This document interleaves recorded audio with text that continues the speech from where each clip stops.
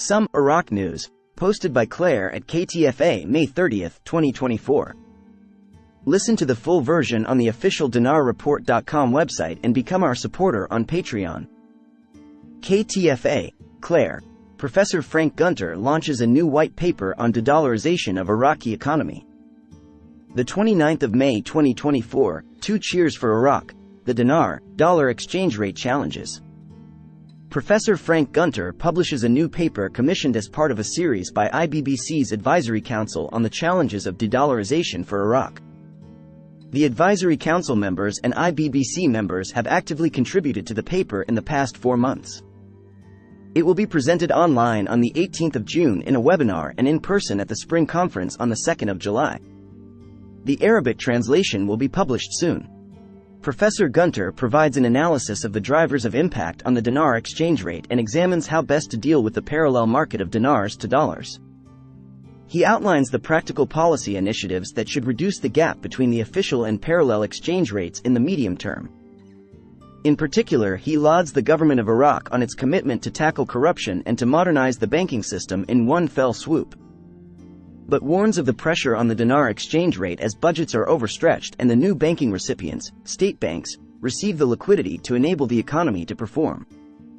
He writes, all three of these forces, the anti-corruption effort, the banking liberalization, and the lavish 2023 to 2025 budget, will create challenges for the management of the dinar exchange rate.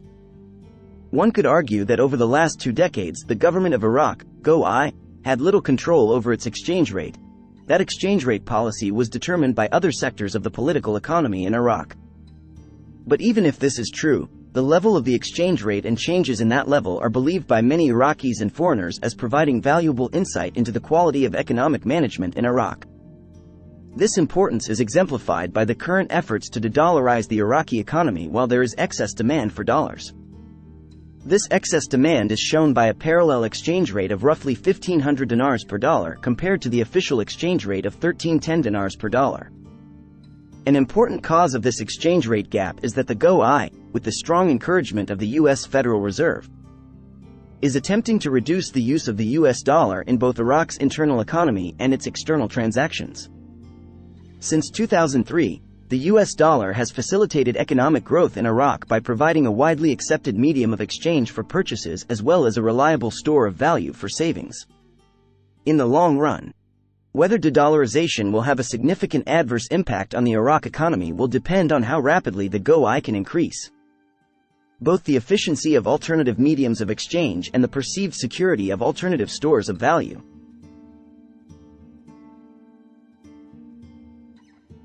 The Iraq-Britain Business Council brings together business, trade and investment from the UK and international companies, for the benefit of the Republic of Iraq and its members. Committed to a free, prosperous and diverse Iraq, IBBC creates strong relationships with Iraq, from government to private companies, to benefit business, industry and the people of Iraq. Clare. Al-Sudani announces the opening of 48 electrical power transmission stations throughout Iraq.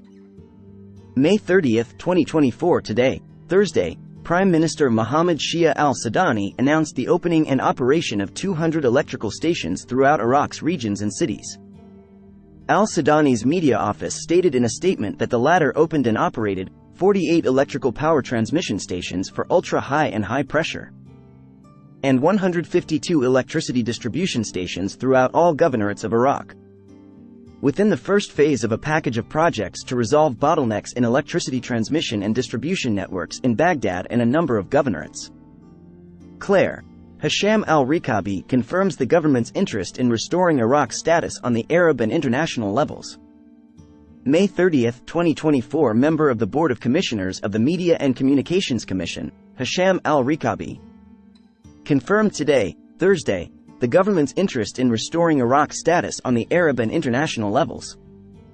Al-Rikabi said in a blog post on the X platform, the decision to choose Iraq to head the Council of Arab Information Ministers and to host Baghdad for its 55th session came as a result of the government's interest in restoring Iraq's position on the Arab and international levels and the keenness of the media and communications commission to develop this sector and continue consolidating the foundations of freedom of opinion and expression in the country. Clare. Sudani.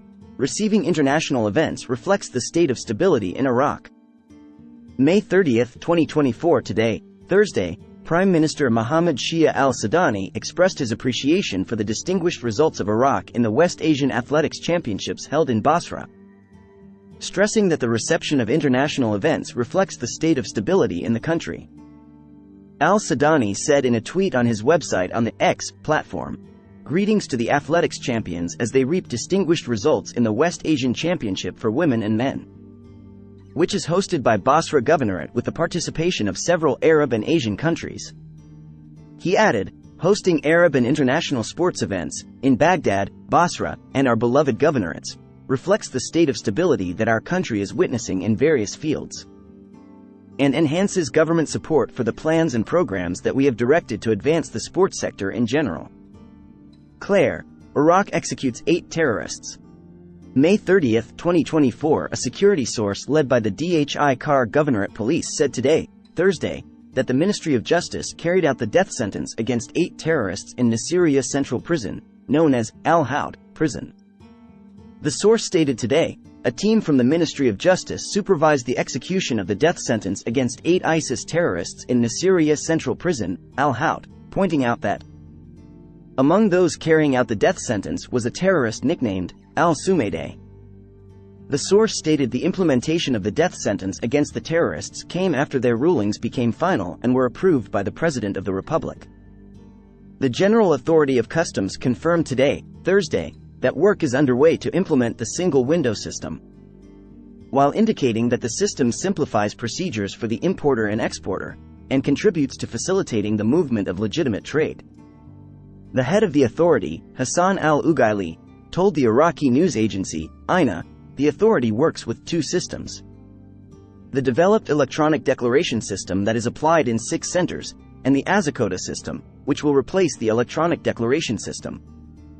Al-Ugaili explained, the authority has begun implementing the ASYCUDA system, which is an international system, more reliable and more robust, and therefore it will replace the electronic declaration system in all those centers, but it will be implemented successively. He added, the authority is working on a single window system, which is linking all state institutions concerned with customs work in one window, so the work will be completed faster and more accurately. He stated that the system will simplify procedures for the importer and exporter, and will contribute to facilitating the movement of legitimate trade, adding, this is one of the stages of the ASYCUDA system, which is access to the single window for trade. Listen to the full version on the official dinarreport.com website and become our supporter on Patreon. Source: Dinar Recaps.